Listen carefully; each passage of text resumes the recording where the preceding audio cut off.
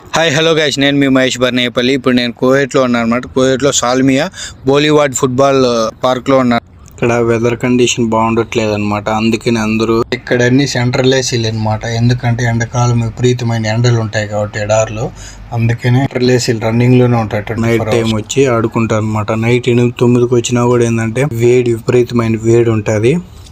ఇంకోటి ఏంటంటే ఆవిరి పడుతుంది అనమాట. ఆవిరికి ఏంటంటే బ్రీతింగ్ ప్రాబ్లం అలా వస్తాయి.